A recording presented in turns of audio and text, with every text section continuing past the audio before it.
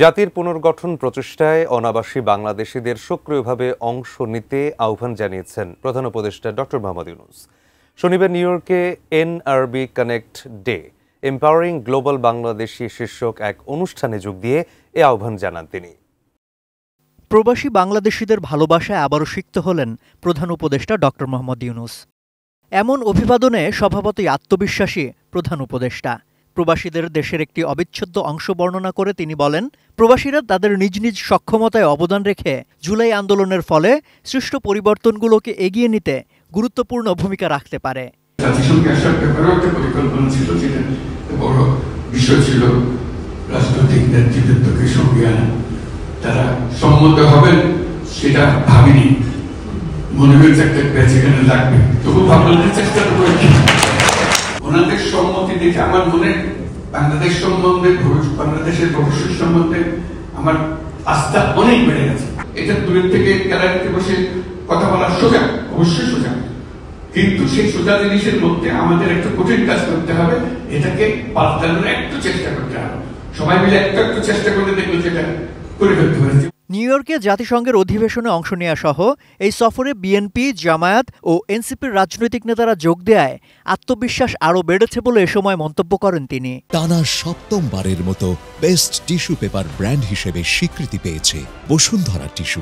এটার পেছনে একটা মানুষকে একটা ভবিষ্যৎ সম্বন্ধে একটা ধারণা দেয়, সেই ধারণাটা সাংঘাতিক আত্মবিশ্বাসী করে আমাদের। একই অনুষ্ঠানে অংশ নিয়ে বিএনপির মহাসচিব, জামায়াতে ইসলামীর নায়েবে আমির এবং এনসিপির সদস্য সচিব গণ অভ্যুত্থান পরবর্তী সময়ে বাংলাদেশের জন্য তাদের রাজনৈতিক দৃষ্টিভঙ্গি তুলে ধরেন। সমৃদ্ধ এবং দুর্নীতিমুক্ত একটি বাংলাদেশে পরিণত করবে, তার সমস্ত কথাগুলো সেই সভায় প্রফেসর ইউনূসের কথা থেকে বেরিয়ে আসছিল।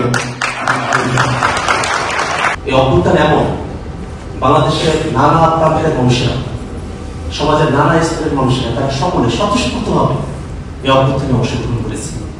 গত 15 মাসে বাংলাদেশের অর্থনৈতিক অগ্রগতি তুলে ধরে রেমিটেন্সে 21%-রও বেশি প্রবৃদ্ধিতে অবদান রাখায় বাংলাদেশি প্রবাসীদের প্রশংসা করেন অনুষ্ঠানের সঞ্চালক, বিডার নির্বাহী চেয়ারম্যান চৌধুরী আশিক মাহমুদ বিন হারুন।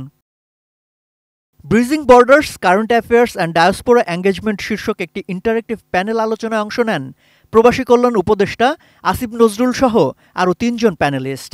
এছাড়া জাতীয় নিরাপত্তা উপদেষ্টা খলিলুর রহমান সঞ্চালিত আরেকটি প্যানেল আলোচনায় অংশ নেন এনসিপির জ্যেষ্ঠ যুগ্ম সদস্য সচিব তাসনিম জারা, বিএনপি নেতা হুমায়ুন কবির এবং জামায়াত নেতা নাকিবুর রহমান। পরে প্রধান উপদেষ্টা শুভেচ্ছা নামে একটি মোবাইল অ্যাপ্লিকেশনের উদ্বোধন করেন, যা প্রবাসীদের প্রয়োজনীয় পরিষেবা, নির্দেশনা এবং বিনিয়োগের সুযোগ প্রদানের জন্য তৈরি করা হয়েছে। এদিকে দুর্যোগপ্রবণ অঞ্চলে স্বল্প খরচে জলবায়ু সহনশীল আবাসনের আহ্বান জানিয়েছেন প্রধান উপদেষ্টা। শনিবার জাতিসংঘের সাধারণ পরিষদের ফাঁকে জাতিসংঘ হ্যাবিটেটের আন্ডার সেক্রেটারি জেনারেল এবং নির্বাহী পরিচালক আনা ক্লাউদিয়া রসবাখের সাথে এক বৈঠকে প্রধান উপদেষ্টা এ আহ্বান জানান। সম্রাট আনোয়ার, এটিএন নিউজ, ঢাকা।